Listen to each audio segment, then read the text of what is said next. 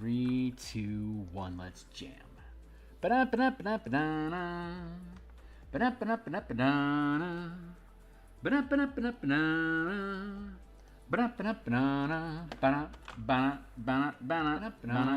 Hey, the sound's coming through okay.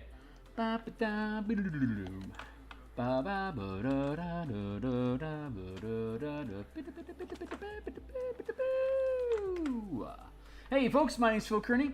Hey. I create role-playing games, I publish them, I create role-playing games, I illustrate them, and I publish them online. Hey, I've been creating content for Dungeons & Dragons 5th edition since 2017 when Guildmaster's Guide to Ravnica came out, and there was no Magic the Gathering color magic in the D&D books, so that got me started on creating color mana. The 5 color mana spell point variant rule system that is published on DMsGuild, and so that built a comprehensive spellcasting system that replaced the 8 schools of magic and spell slots with a color mana system, which has been doing really well on DMsGuild. You can see on the bundle down there. There's a link in the description down below for you to check out the full set of it. But that's great for spellcasters, but Magic the Gathering uses color mana for like everything in their game. Unless, of course, it's colorless mana or it's energy, or pain lands, but we won't bother with the specifics there. The main point is that spellcasters now had a color mana language, but the other martial classes didn't. And one of the big problems in Dungeons & Dragons 5th edition, or has always been a problem with Dungeons & Dragons every edition, is the disparity between the power of martials and spellcasters, which we are aiming to close the distance for that. So if you're interested in this stuff, I'm on the X Twitter platform at Phil Kearney. You're welcome to follow me there where you can catch wind of stuff. Like, subscribe, hit the bell icon to get notifications of when we're live in the future. Thanks a lot to all the new people that have come in this month to check out the stuff that we're doing. The color mana system is available for you guys to look at on DMsGuild, linked here. The Spelljammer Combat and Exploration book that I finished is right here. Here is the full playlist of all 141 episodes of us creating this color mana system for martial characters. Here's the martial powers playtest content. You can access it through my Patreon without actually having to be a member of my Patreon. But while you're there, it's $1 to sign up. And then we also publish on DMsGuild Pacts and Patrons of Ravnica, which converts all of the Ravnica guilds into a Warlock otherworldly patron that once you form a pact with that patron, you become a guild mage for that specific guild.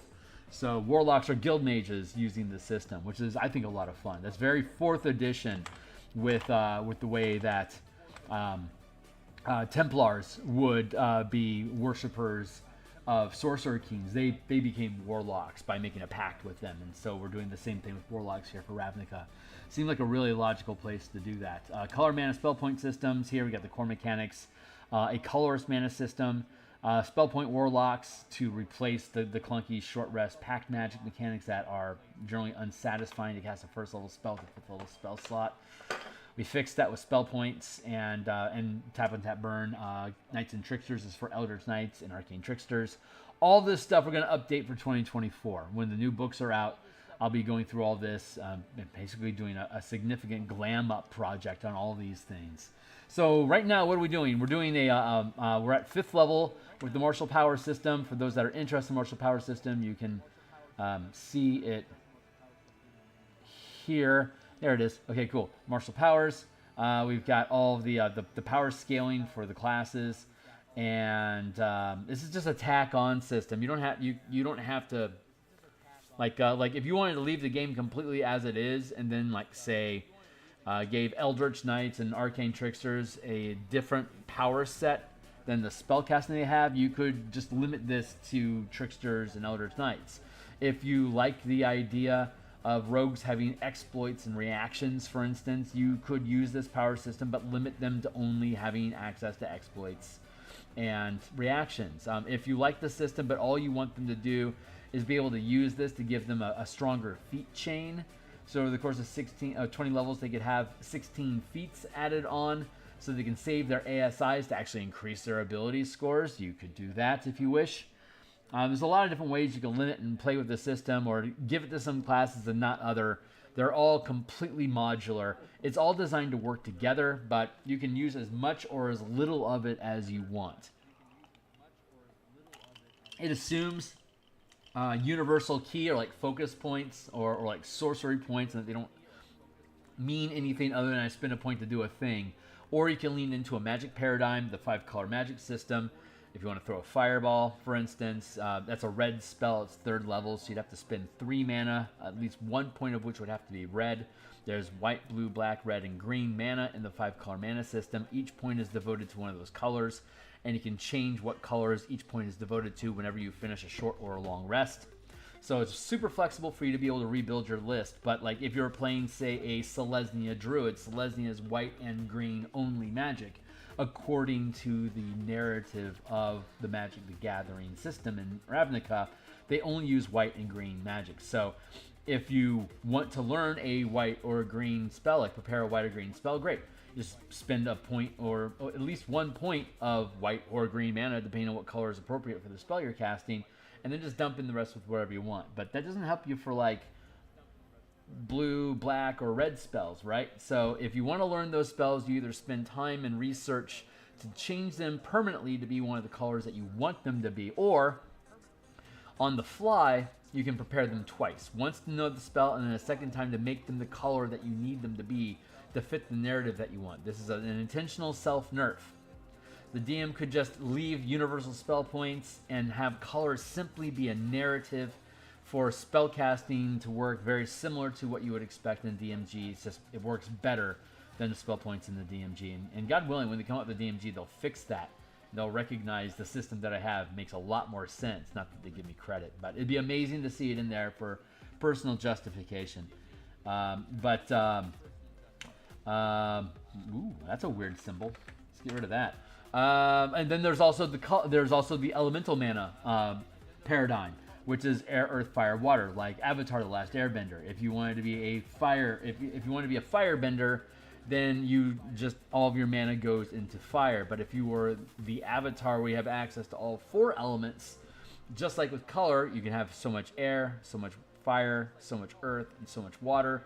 A fireball is still a 3rd level spell that costs fire to cast, so 1 point of fire mana, and then the other 2 points could be any other element that you want, and then whoop, you lob your fireball. There you go. So both the elemental and the color magic system work perfectly well with this, either just narratively flavored or actually devoting points of mana to the aspect of the magic paradigm that would correspond to the spell that it's devoted to. So you can check out all that stuff if you want. We're going to be converting all of it over to 2024 to use the language that they have there, and to see any little cool mana tricks that we can do along the way as well. Like, for example, a bard would be able to spend 2 points of mana to regain a point of inspiration. Similarly, the bard could burn inspiration to give themselves 2 points of mana each.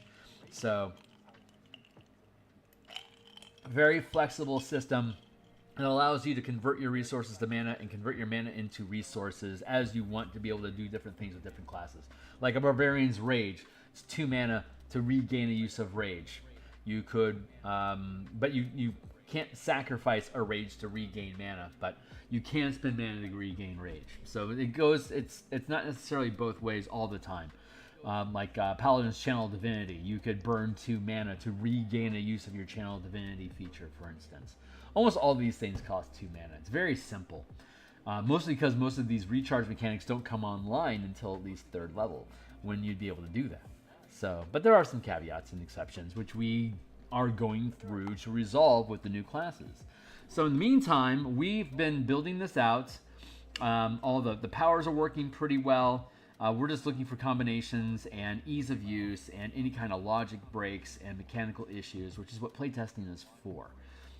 I already know the system's pretty fun, and now it's just a matter of making sure we get all the little kinks out of it. So here's all the feats that you can choose, and then once we get our mitts on the 2024 book, we'll update this as well. But let's see, power characters, each of the classes, and every subclass that Wizards has ever published is inside of here. Though when we publish this book, we'll probably stick with the core 4 for all the subclass for the marshals that are in the player's handbook for side-by-side comparison, and then hold off on all these other ones. Probably publish them on my Patreon or build out an expansion perhaps. Once you get through all the classes, we get down into the DM section for building monsters with powers and the color land system that we've been developing for hex crawls. So just to look at that again real quick, here's our tiles. Each one of these little squares is 10 miles on this map. So like this is the tile that the team is in right now. It has vertical lift, which means it has floating islands or skyscrapers along with surface. So there's two environments. There's the surface, and then there's the sky islands. The sky islands we've determined to be Simic, blue-green, and the surface level is that blue-red. So as we're building out this region, the campaign, the playtest model, the mode of activity is select a tile, go into that tile, and defeat it. Make it a safe place for your team to be. You have a bunch of NPCs that you're escorting through the wasteland. So you go ahead, clear out an area, and then the caravan of NPCs come in behind you. Then you pick another tile to go to, defeat that tile, and then your team moves. Then your caravan moves forward after you. In an ongoing campaign, you'd be able to bip and bop around inside of different land tiles or hexes as you please, leaving your caravan in a hex that's already been secured with the caravan guards. Caravan guards get promoted to player characters when your character dies, so you have a very West March platoon style of campaign where all these other NPCs are like background resources for the characters to have a frame of reference for why to adventure, as well as, like I said, to be able to restock new player characters with a self-referencing system for where they came from. So this is the tile that the team has moved into. This is the 10 by 10 space that the land tile occupies. Each square is 1 mile, so I can do coordinates by rolling a D10 left, right, D10 up, down. So like this was a 3 by 3. This was 5 by 4. So I just put these red nodes along the ground, and then the blue ones are elevated spaces. So we use the idea of the 5-room dungeon to construct these things. And so right now that we have the points plot, all these other white spaces in between are just basically just off the grid, difficult terrain, wild space or just the wilds, like just open terrain with monsters and stuff. As the team goes through, they can move 3 squares in an hour. So we can do a check every hour, and then we can roll a d6 to see 1, 2, 3, 4, 5, 6, which of the squares will the team be in when the encounter occurs. Have the random encounter on just an impromptu map. If they defeat them, then you can continue on to your waypoint. If you're using an established route, you can move 4 squares, like say 4 squares in an hour, because that's easy terrain, but there's more likely to have an encounter. Instead of like saying a 1 in 3 chance, there'd be a 1 in 2 chance. So, and then it would be it'd be 2 squares, I guess 2 squares per hour. I think that's right. Anyway, so we're in the process of plotting out the locations and the themes of different layers that exist inside the system. And so I'm obviously tipping my hand to any of my playtesters that are here, but the narrative of the campaign is that there's 2 types of scouts. There's advanced scouts that just get an eye on the different regions and don't stick around to mess with anything. Just gather some information and get out to let the team know what's going on. Once the team knows what's going on, they can assess which tile do we want to move into, and the last team chose this tile, so the new team is sticking with that decision going into this tile. And once this tile is defeated after level 6 and we go on to 7th and 8th level, we'll put up a poll to see if we want to change what day we're playtesting, who's available to participate in the playtest, and then what tile do we want to go into from there, and I'll build it accordingly. So as I said, right now we're just building layers. So I've got this ramshackle document here of just notes for the thing that we've been building out, to the different random encounters that can be encountered on the ground or on the sky islands. We've been using the power kits from the Martial Powers book to give the monsters that can be encountered more gas so that they're more interesting. You're basically adding kits to them for them to have action, bonus action, reactions, and exploits of their own to use against the team. Like for example, Magman, they can naturally just explode, and they can catch things on fire and create light whenever you touch them. They're immune to fire, and they're resistant to non-magical damage. We gave them Flaming Strike, which deals extra fire damage when they hit you, and they can do that once per turn. And then they also have Overrun, which is when they move through your space, they deal fire damage to anybody that crosses their path. Literally, anyone that crosses their path. So, and if you have a bunch of them, they can just run around and swarm you and just do AoE effect damage until you're dead, which is its own threat. Steam Methods, let's fix that. Steam Methods, we gave them the ability to create little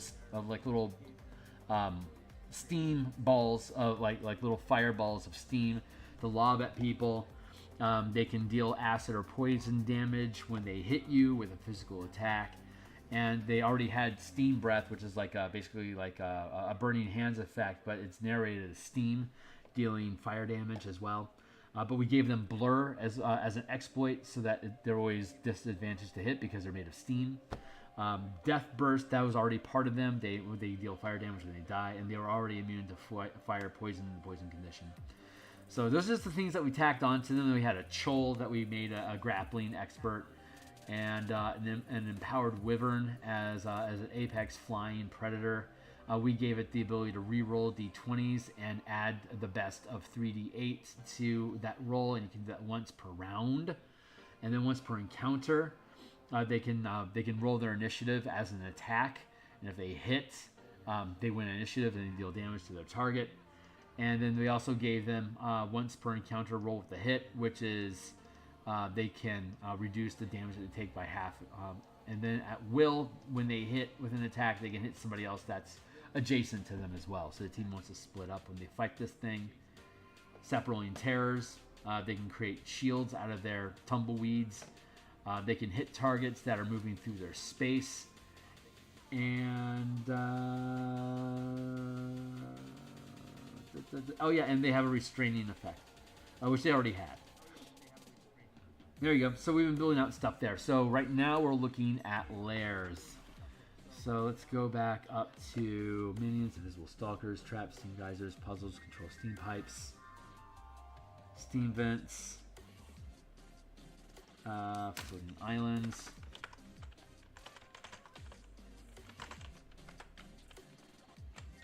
Let's build a subspace here, and then here.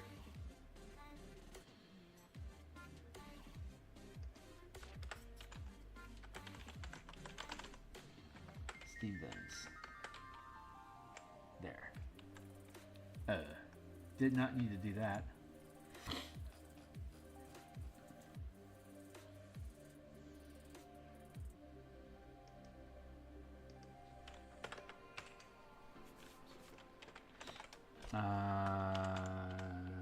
Steam Lord equals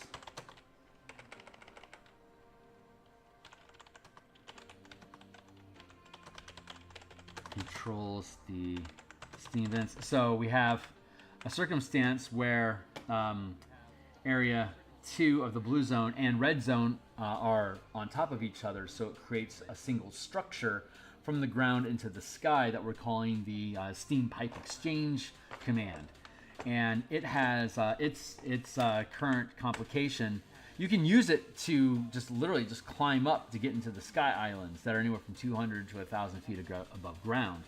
Easy enough to just be able to climb up there, but it's also severed connection from the other ones, so it's only so useful. But it also, each of these nodes has I'm thinking having a boss fight, like a mini boss, like a regional lair boss guardian sort of thing. So we're figuring out what those are. I've got 40 minutes left, so we're looking good here. Steam vents, let's go with Steam Lord. Huge steam effort controls the steam vents. Exchange, tower. Lots of methods.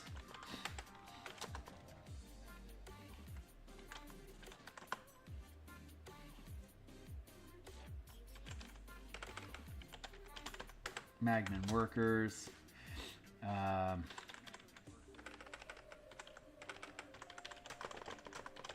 Here's boss fight. What's some other cool stuff that we can do? Let's look at our map here.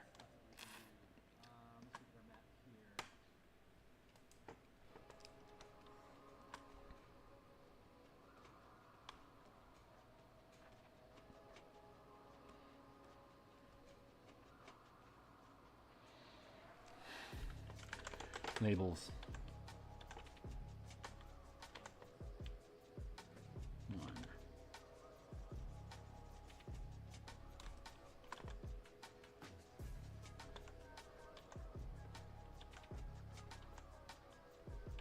We're gonna relabel all of these things. 3, 4.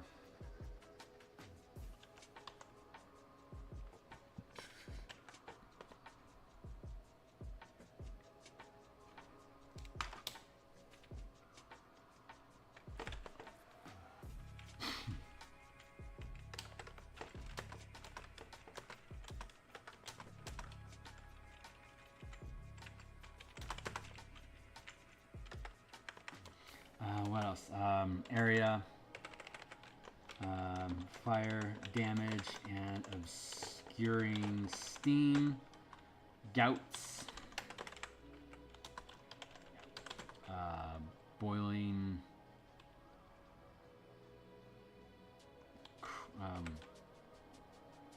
crude, boiling chemicals.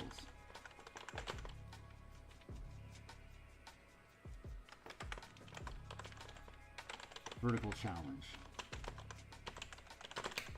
So I have horizontal and vertical challenges. Vertical challenges are when you're either flying or climbing or otherwise traversing a surface vertically.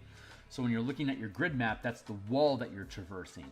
And if you get knocked prone, unless you have something that's giving you a grip, you fall. And you make your saving throw to catch yourself some distance below. That's really useful in Ravnica skyscrapers, as well as like Eberron's Sharn, or like Carcery. No, it's not Carcery. It's Gehenna, with its sloped gravity that just causes you to slide forever. Fun stuff. But we got number 1 up here. I think I want to call this number 1. Let's go with. Let's call it, what was that word? Oh yeah, hot springs.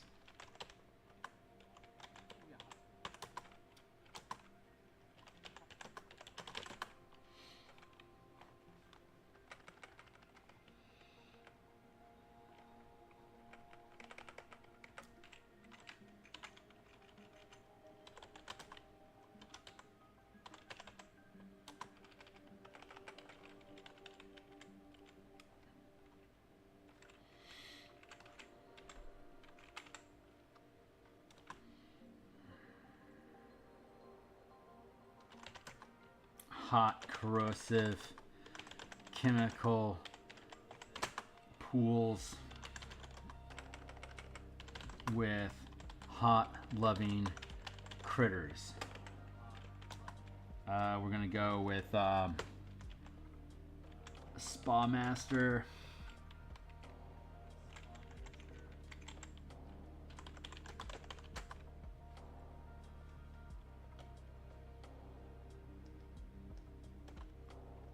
Huge boss, Lord of Steam,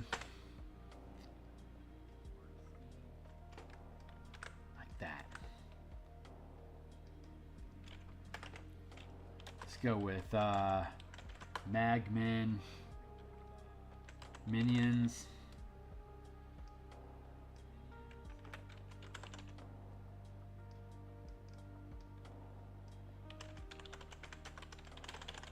Magman freedom fighters. That's interesting. The Mephits can, even though Magmen are immune to fire, and so are Mephits. Mephits are also immune to poison and poison condition, while Magmen are not. So the Steam Mephits can actually poison and kill Magmen and be immune to the damage that they're dealing back at them. So it's a very unfair relationship that the Steam Mephits and Magmen have to each other. So it looks like what we're seeing currently is the Lord of Steam. Ooh. We're gonna make Hot Springs number 2.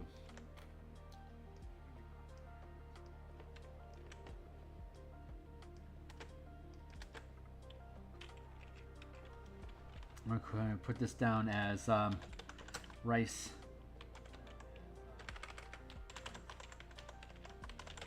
and bamboo fields. And the boss inside here is a Scuttlegator.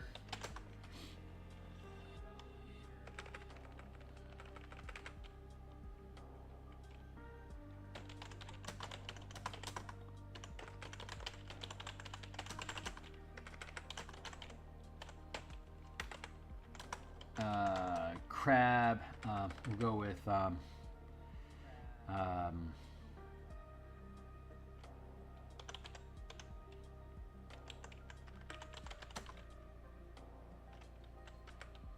Crocagator.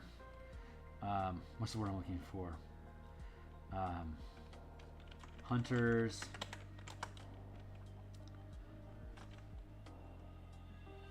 Let's see. Assassin Vines.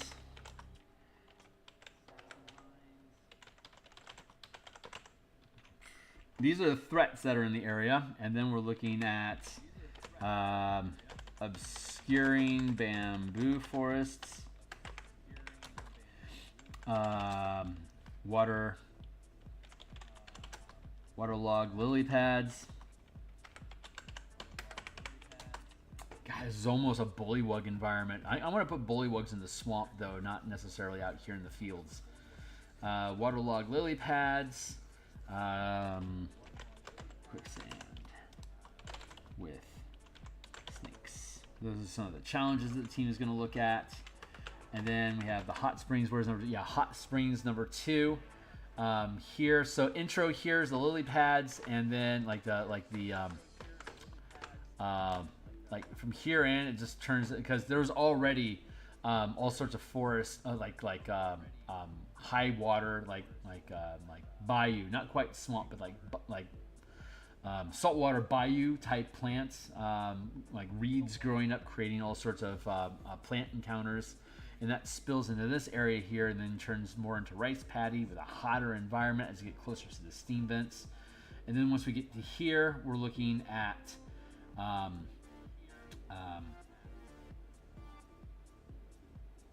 hot springs with the Magman boss, and then Magman allies, and then just a few miles away is the steam vent methods. We need to figure out what's going on here in region 3, though. Hot springs. We have the huge boss spa master, Mag Master, the Magman freedom fighters. I'm thinking fire newt pets, and then maybe event crablings like baby choles.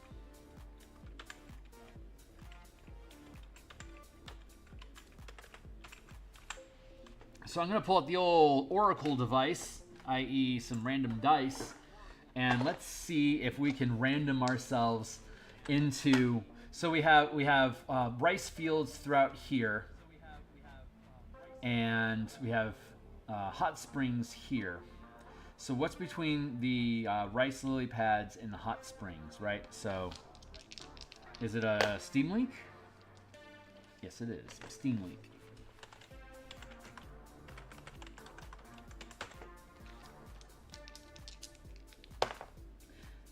Exposed pipe.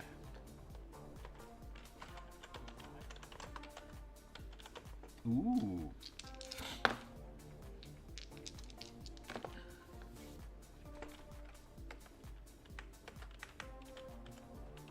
Let's do this. Pipe tunnel can access locations underground. Fast move. If deals 1d4 per minute fire damage. If not resistant. If resistant, 1d4 per hour. There. So we have pipe tunnels that the team can get access to here, and these pipe tunnels go underneath area 2 and also spill out into area 1. Let's see. So we could theoretically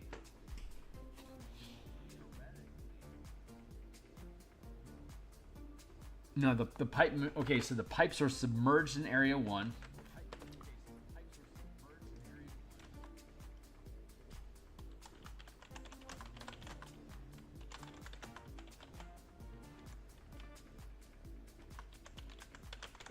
Steam pipes are breached in this area. Fed by the steam vents.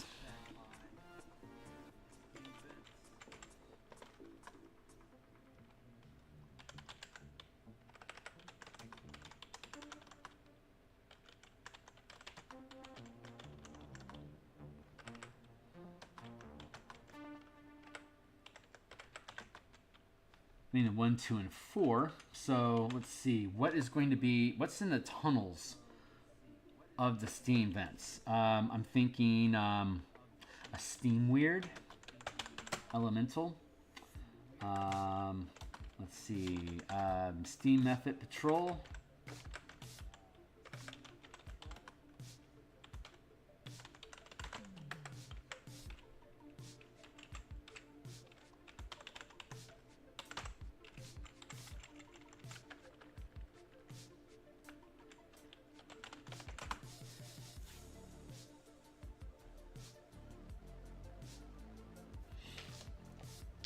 Do the methods claim magmen through the steam vents?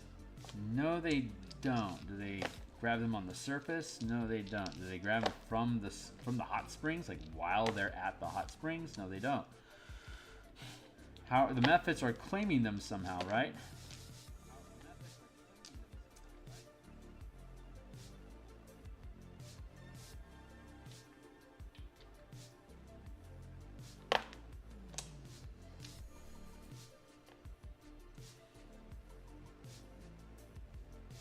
No, they don't claim anymore right now.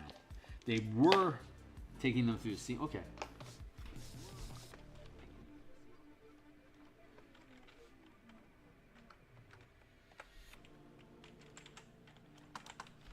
Used to steal used to kidnap, capture magmen through this access point. Are magmen okay with the steam? Yeah, they're absolutely okay with the steam.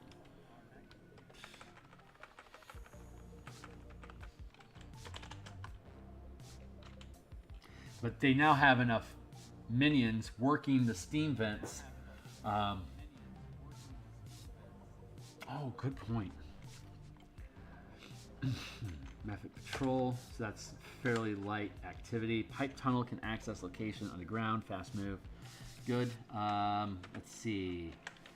Mana trap. Alarms.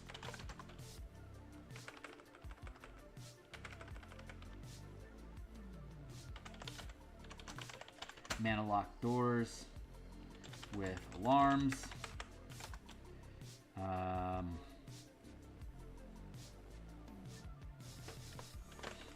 Cold deterrence.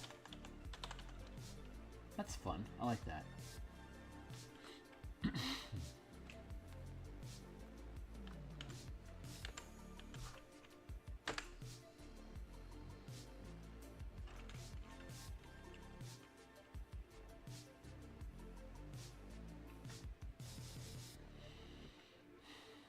see.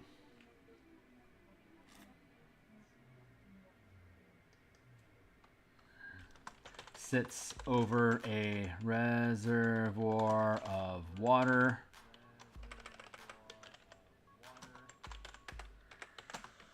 Magmin needed to heat the water to power the steam through the structure for the steam lord to bask and spawn more methods. So it's a swarm boss that we're looking at here, and she gets fed by the steam. Now she grows in size, then she can peel off pieces of herself into more methods. And she has to keep the water hot enough for her to be able to grow. So we now have a method boss fight going. This is for these are all very interactable things. You can use combat to overcome these things. It looks like we have exploration options to be able to sneak around and interrogate people. And since each of these areas have interactions with them, there's actual NPCs that the team can actively communicate with and negotiate or threaten or whatever to just make normal D&D shenanigans happen, even though it's a playtest. So I am really, really digging this environment. So let's look back, looking at our map here. We can see the last remaining here is Area 5. Don't know what Area 5 is yet. We can use the steam vents to climb the towers, but the towers aren't connected to anything. So we can at least get a lay of the territory around us off of that. And that leads us into the sky. Most naturally leads us into the Sky Islands. But I don't know what number 5 is. There's that 5th node. I don't have to have a 5th node, but so let's first ask: should we have a 5th node? Yes. The Oracle dice want a 5th node. The way that I use Oracle dice is any dice work, but my method is using 2d6. We'll use the top one as in closest to me. So normally, well, actually the bottom one would be, when I'm looking down at it, the one that's down from perspective or closest to me is the question die, and then the one on top is the answer die. So in this example, it's a 5 and a 1. So like, there we go. I'd actually rolled a 1 and a 4. So the question was, do I need that 5th point of red? And the question turned up being a 1, which means on if the answer is equal to or greater than the number, the answer is yes. Otherwise, the answer is no. So on a 1, is the 5th node needed? And on a result of 1 means it's absolutely guaranteed that's there because you can't roll less than a 1. A 6 is nearly impossible that it exists. You have to roll a hard 6 to be able to have that be a yes answer. So by rolling 2 dice at the same time, I can ask, is that 5th node necessary? The question was a 1 and the answer was a 4. So the answer is absolutely, it's important. If I had rolled a 1 and a 1, it would have still been a yes answer, but it would have been yes, but it's highly contested. There's something like a complication or there's something wrong, or like it's barely a node, so it's not important. But a 1 and a 4 means, yeah, it's pretty important, but I don't know why it's important yet. So I'm going to be asking a bunch of yes/no questions as my Oracle system, and I do this during game, and I've been doing this for decades, where I'll just roll the dice and I'll ask the question and it's a yes or no. Sometimes we'll ask the question, I'll have the players roll the dice, so it's their fault if it comes up yes or no. It just depends on the narrative and what we got going on. But I can get by with very minimal prep of having like a region, like these are all regional themes. And I've been around long enough that I know what hot springs look like. I know what a steam vent exchange looks like. I know what a tower, like a Howl's Moving Castle sort of construction with steam pipes coming off of it would like be a suitable sort of visual representation of what that steam tower would be. So I have these visual references. I've got a couple of bullet notes here about the kind of hazards and challenges and creatures that are there, and that it's a vertical challenge, and that there's a massive steam mother that's basically creating steam method spawn that is powered by enslaved methods that are basically forced to sit in the cold water to make it hot. So basically they're just put in prison and just left there. So I have like a good idea. Like that's enough visual references in my mind that once the team starts to approach that as a challenge, I can just start riffing off of what's there. It might not be as good if I had a dedicated map and had spent a bunch of playtest time developing the Steam Vent Tower challenge specifically, but it's good enough for a BS impromptu session, and it's loose and flexible enough that I don't have to devote shitloads of hours to prepping it, and I already have a general idea of what's going to be there, so I get to take those different elements and combine them in different ways. I have a reason for it being there. I have an internal challenge that grabs external enemies from the king of the Magmen would very much like to free its imprisoned brethren, but it just can't get to them. So they're kind of just stuck with it. But luckily they have enough Magmen that they don't need. Maybe a Magman burns out occasionally. They have to go steal another one, and they drag one into the steam vents and take it with them.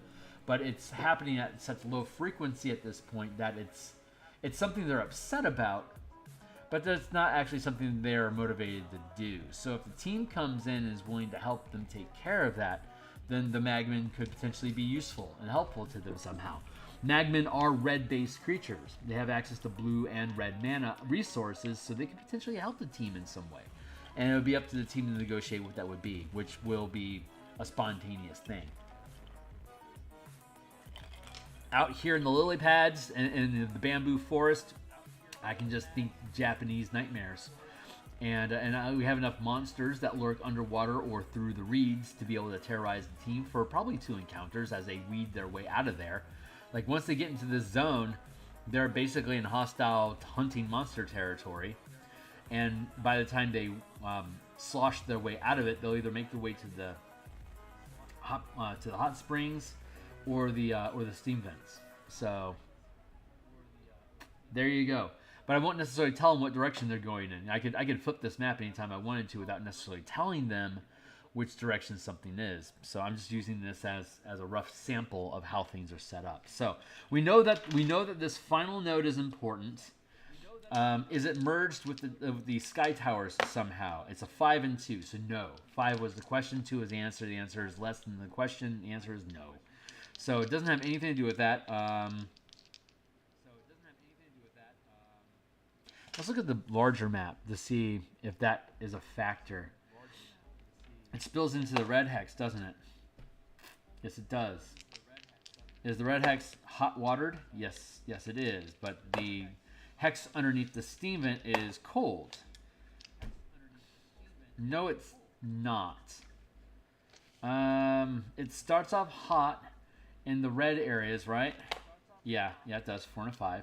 I love how the dice confirm so much. So it starts off hot down here, and as the water moves this way, it cools off.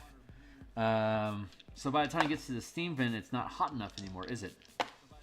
No, it's not hot enough anymore. So the steam vent's pulling water, but as it goes to the steam vents, it gets colder. Is that right?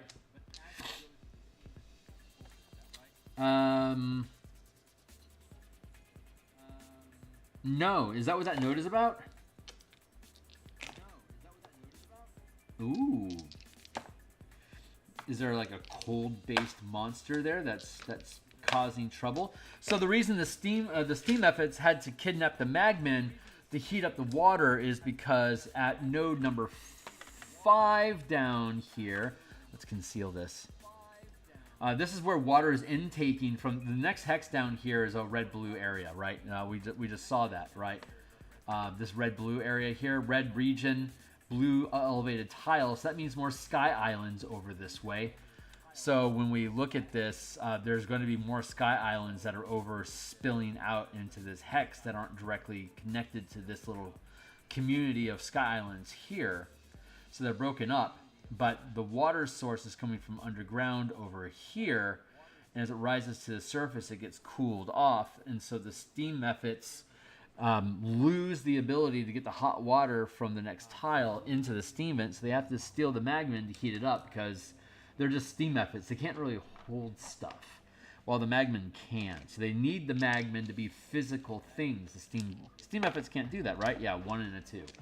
So they just don't have enough strength to be able to manipulate anything in this hard metal environment because steam efforts are too weak. The steam mother is large enough and dense enough to be able to, but she's also too large to manipulate any of this stuff. She's just too big. So the methods that are small enough to interact in the environment aren't strong enough to do so. They need something small enough that's solid enough to be able to interact with objects that can be manipulated, and that is the magmen. So the magmen are basically being forced to heat water that's coming from the south. Yeah, 2 on 2. So that means there's like some sort of a cold monster down there. No. The answer is no. There's not a monster. Maybe there's an enchant. Ooh. Is there an enchant? There's an enchantment.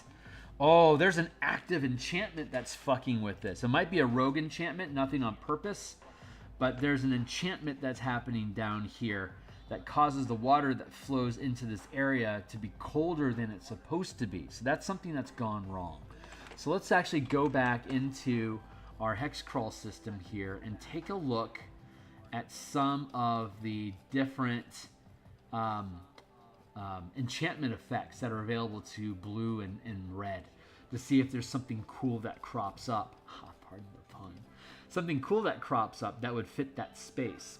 So we're looking at monsters. Where's our hazards?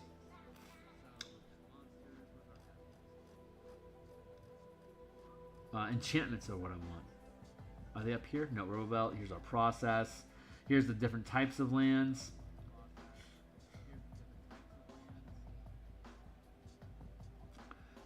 Challenges, monsters up front, different colored monsters. Enchantments, there we go. 5th level, roll by level. So our characters are 5th level, so we're going to roll a 2d6. And we got a 5 and a 3. That's an 8. So it's going to be a moderate threat. So it takes either 4 mana or 2 like tinkering tool checks or thief trap effects or something like that. Two ability checks with tools of some sort, perhaps, with a DC of 16 each to disable the enchantment. Otherwise, if it's like an ongoing thing, it'll trigger every 2 hours. It takes 4 mana to shut it down. And it takes an ability check here. You can dump mana into the check to re-roll as needed. But just 2 raw, you just need to have 2 successes with a 16 or better. And once you get those 2 successes, then you're good. You have to spend a point of mana every time you make the check. Or you can just spend 4 mana. Is it going to be red or blue? Odds is blue, so it's blue. So 5 is... cold enchantment.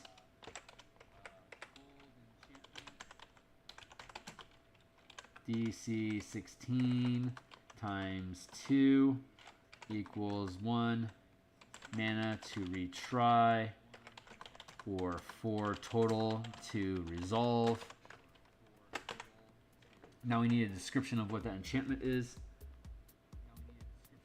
Enchantment by color. So we're going to roll a D6 for blue and D6 for red. So let's see what we get for 1 and 2. 4 and 2. 4 blue, 2 red. Let's see what those things turn out to be. 4. Verity Circle. Monsters gain advantage to save versus mana effects. So if you're using any kind of mana to target a creature and it allows a saving throw, they have advantage on that saving throw. Okay, good to know. That might not be relevant. Let's see, red number 2. Aether Flash. When characters roll initiative, take 1 power die of damage. Oh man, that's great.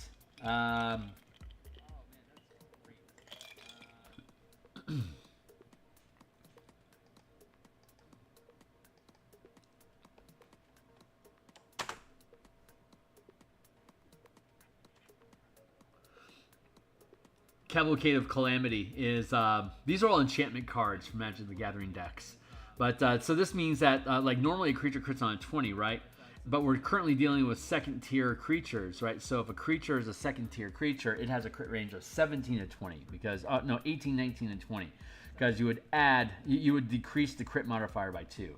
Like a first rank creature, like a lowly goblin would crit on a 19 or 20. That's the condition of the Cavalcade of Calamity. Doesn't quite jive though. That's aquatic incursion.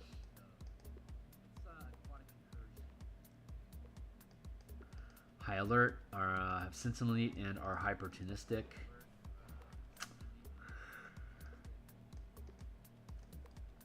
Arcane Laboratory. Characters can only sustain one effect at a time. That's interesting.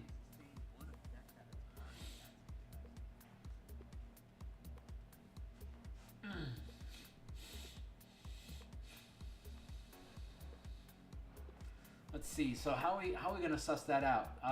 So we have an enchantment that's cooling the effects, and we're looking at Verity circles gain advantage to save versus mana. So maybe it's a stifling effect. Verity circle and Aether Flash.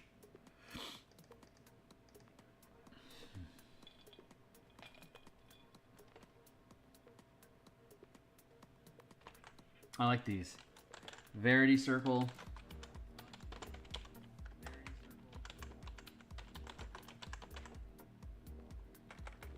Aether Flash.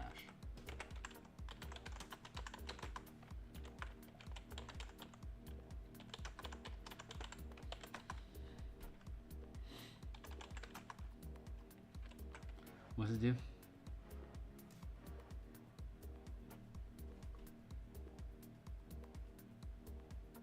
Verity circle is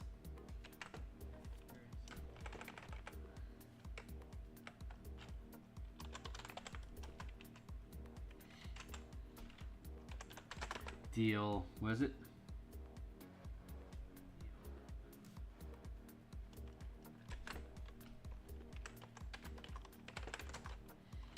Force damage when roll initiative. And Verity circle is mana dampeners.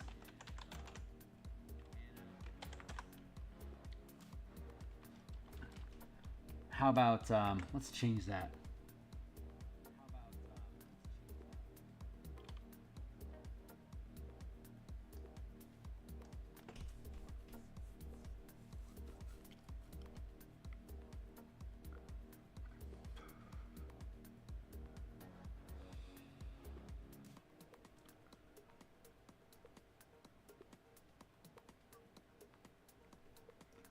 What does it do? Let's think that through real quick. Save.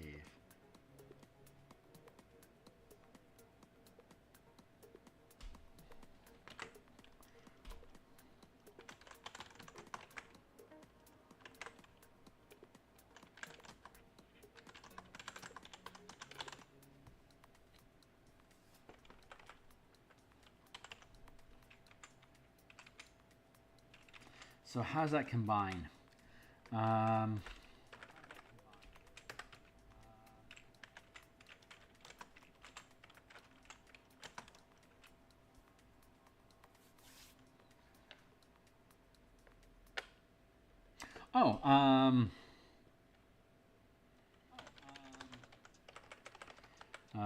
Rogue temperature regulators. Is this a living spell that's gone sentient? Yes, it is. New sentient weird.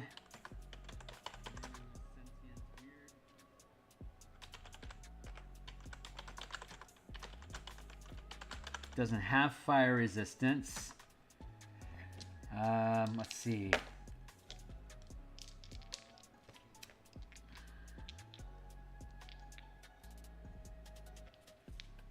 Is it a Ghost in the Machine? Yes, it is. So, let's see. Rogue temperature regulator is sentient access panel controls venting and temperature of water is afraid of heat. Is that right? Is it afraid of heat? 4 out of 5 says yes, it is.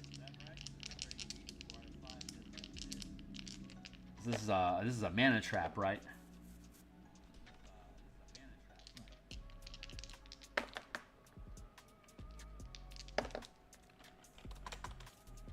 Underwater data.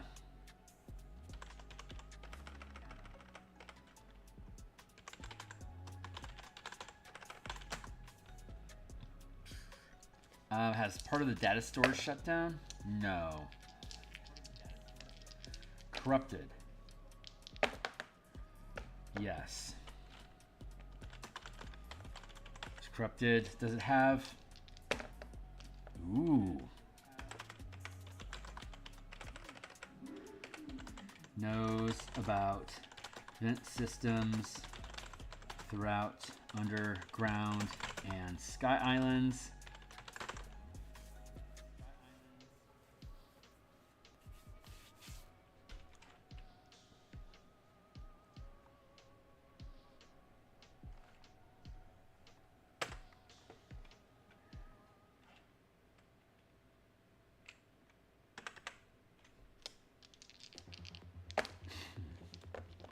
One-on-one. Let's see. Controls Magman access with cold damage regulators. Is that right?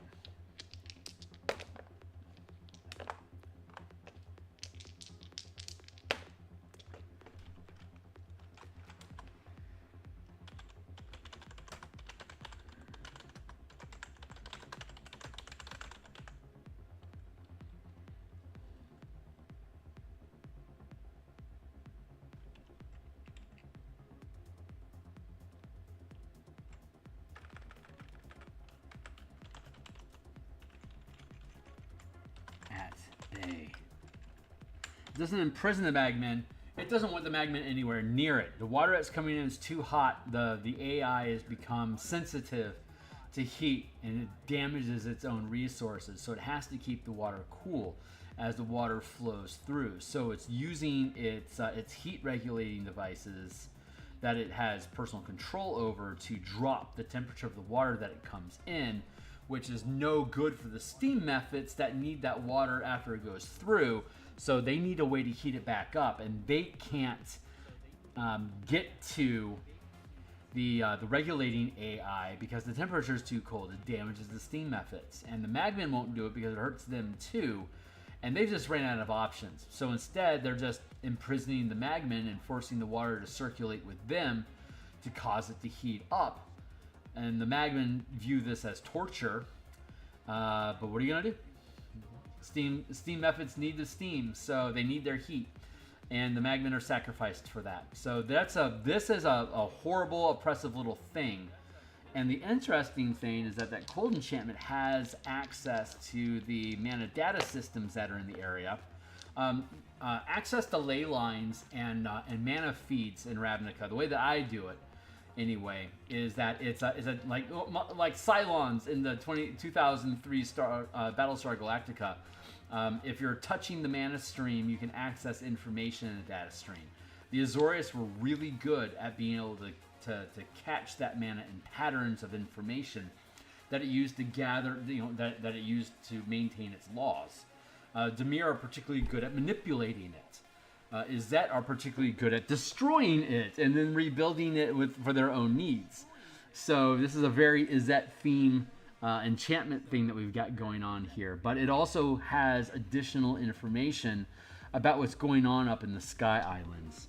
So, and I'm at 15 seconds left. So, hey, look at that. We just created 5 unique environments that move throughout this map here and each of these red points. And they're all very important, vital uses that have a purpose in the adventure, and they lead the team from their entry point here and it leads them through the whole system.